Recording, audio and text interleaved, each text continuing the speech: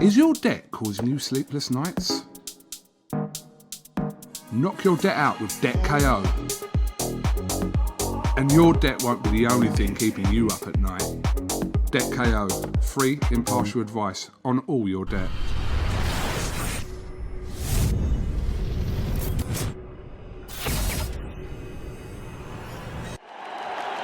This is something that comes along every now and then in generation, and it's special. I'm still proud of myself no matter what. I know I fought my heart. You would have done differently tonight in this fight? You know, you can ask Angel that question. He was on the outside looking in, so he could probably tell you more. Yeah, he could have did more. He could have got busier.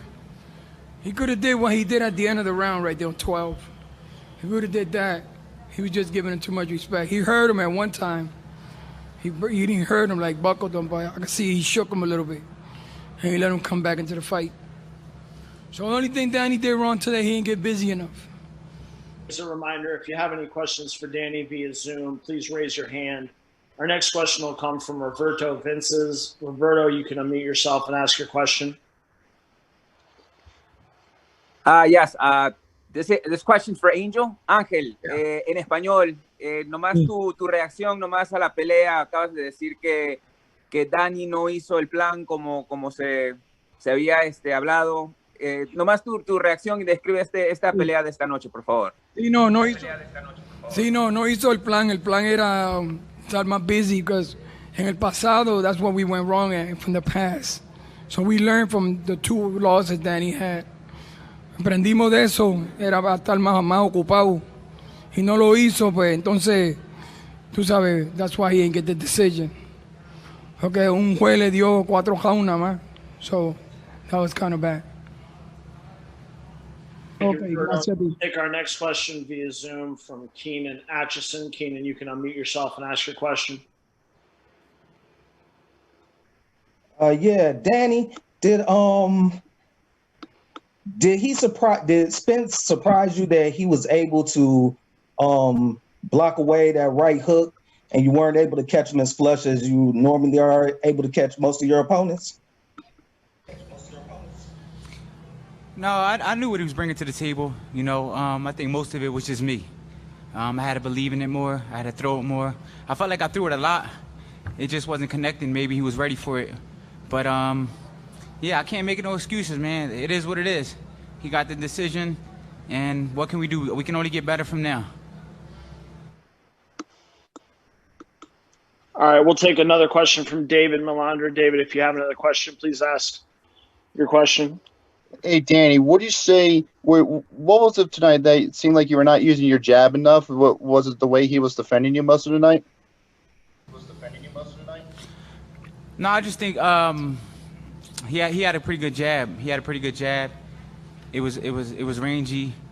It was throwing my timing off a little bit, and I think that was the key in the fight. His jab, but that's pretty much it. Everything else, I was adapted to it. I knew he was going to go to the body. I knew he was going to throw those looping left hands. But his jab was a little better than I expected. All right, thank you, David. If we have any other question, oh, here we go. Mark Wicker, we'll go ahead and you know, unmute yourself and please ask your question. Danny, you fought Porter, Thurman, and now Spence. What separates Spence from the other two guys? You know, I feel like they're all kind of on the same level. He just, I think he has a better jab and he's stronger than all three of them. Physically stronger than all three of them. But I feel like they all have different type of strengths. But I think he may be the strongest one out of all three of them.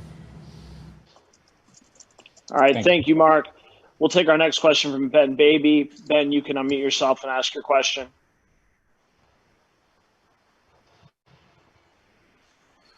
Yeah, Danny, I mean, throughout that fight, is there something how surprised were you with the shape and condition he was in? And did you think that you'd see maybe more rust than you saw tonight out of Spence, given the layoff and the accident?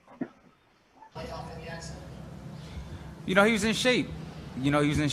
I was in good shape.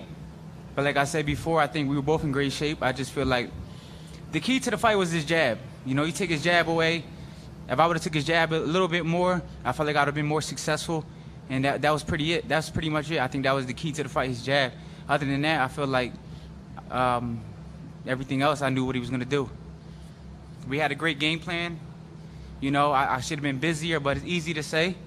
And, you know, we were trying to land that right hand over the side, but, you know, I landed it a few times, but he took it well. I hit him to the body pretty good. Sometimes he took it well. You know what can I say, man? He's a true champion. I'm a true champion. We fought hard for 12 rounds, and the judges gave it to him. He was the better man. I can't make no excuses. I'm a true champion. It's all good. All right, thank you, Ben. We'll take our next question from Fago Franklin. Fago, you can unmute yourself and ask your question. Despite the pandemic, what does it mean to you that you came out here and gave your fans a good fight tonight? You know, it means a lot. You know, it's crazy times right now in the world. And, you know, it's a crazy time for sports.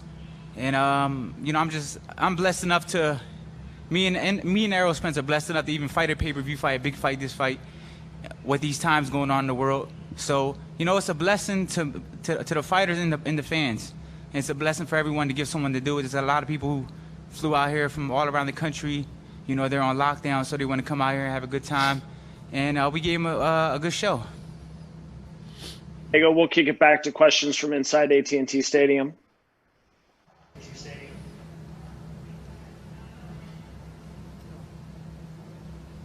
This question's for both Danny and Angel. First off, with Angel, what did you make overall of how the fight unfolded, and what do you think was the key for Errol to get the decision in terms of adjustments you guys couldn't make in there?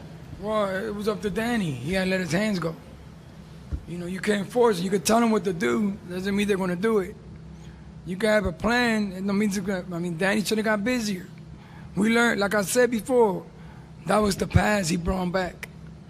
That was happening in the other fight. He wasn't busy enough. That's the only thing he did. He took the shots well. He dipped and slipped, but he didn't counter. If he would have did a little more countering when he was dipping and slipping, that was the game plan. He took shots well. You know, he gave him back. He hurt one time. I thought he hurt Spence a little bit. In one round, he didn't drop enough, but you know, he hurt him. I seen him buckle a little bit. But then he let him get back into the fight. And then Spence was stealing the rounds too. He would get busy at like a minute into the fight.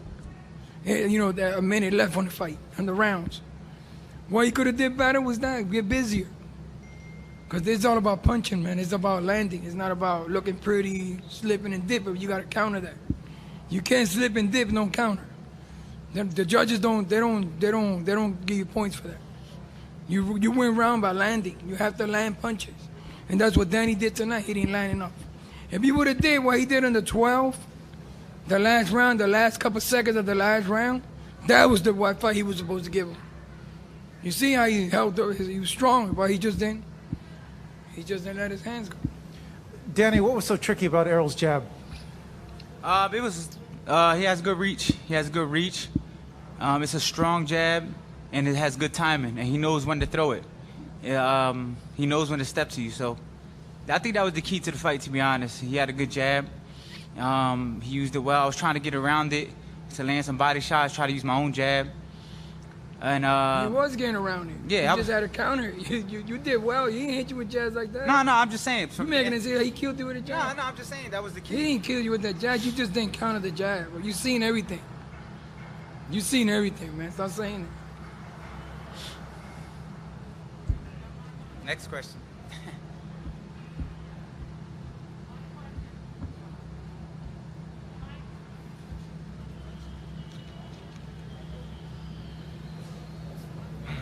Oh, okay. Danny, you said it earlier. It's so much easier said than done. But why aren't you able to get the punch numbers up and let the left hook go tonight? Why is that? You know, I just couldn't get it off. You know, I tried. Like I said before, I tried. He did a good job of taking it away. And but I think the key to this fight was the right hand. The key was the right hand. We know that everyone's looking for the left hook, and the key was the right hand. We tried to land the right hand. I felt we landed some good right hands too, and some good body shots. So the body shots was pretty good. The right hands was pretty good.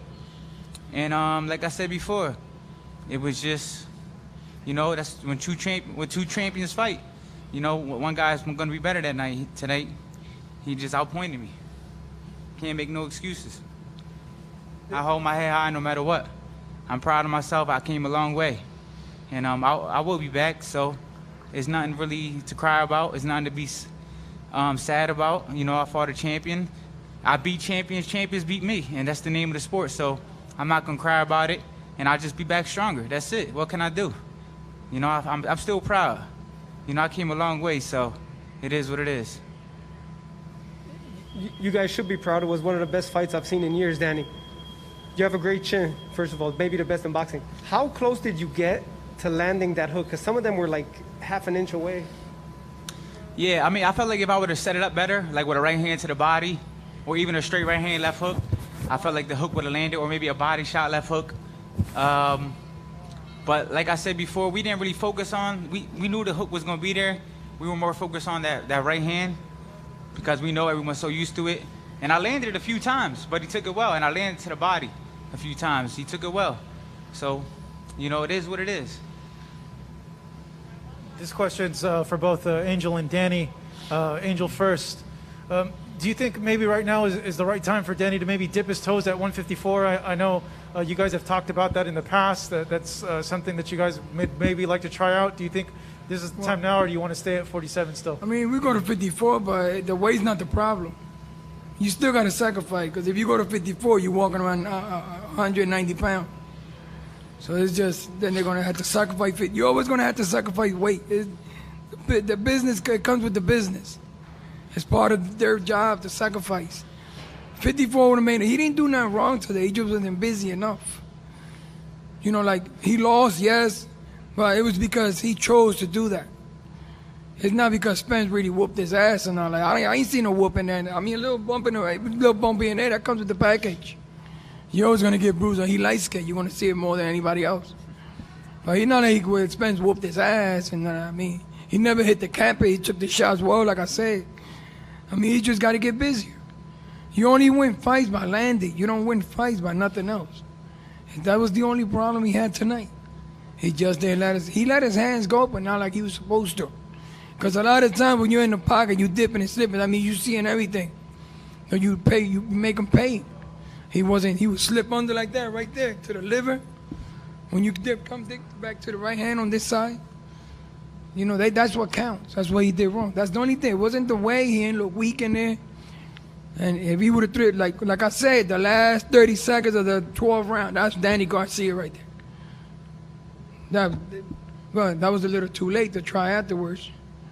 But I'm not mad. I'm just disappointed at him. But I'm not mad.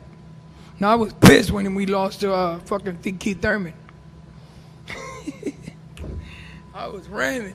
But not that I'm saying I'm going to accept the L, because I'm never going to accept the L. But what you do, you move on. That's it. You know, we came to his hometown, you know, and we fought a champion in his hometown. So even if it was close, I probably still wouldn't have got it anyway. So I probably would have to knock him out. But it is what it is. No excuses. Like I said before, I'm always going to be proud of myself because I know I can always come back stronger. All right. Thank you, guys.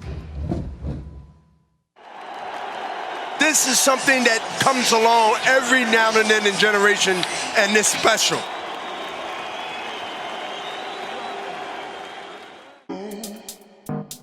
Is your debt causing you sleepless nights? Knock your debt out with Debt KO. And your debt won't be the only thing keeping you up at night. Debt KO, free impartial advice on all your debt.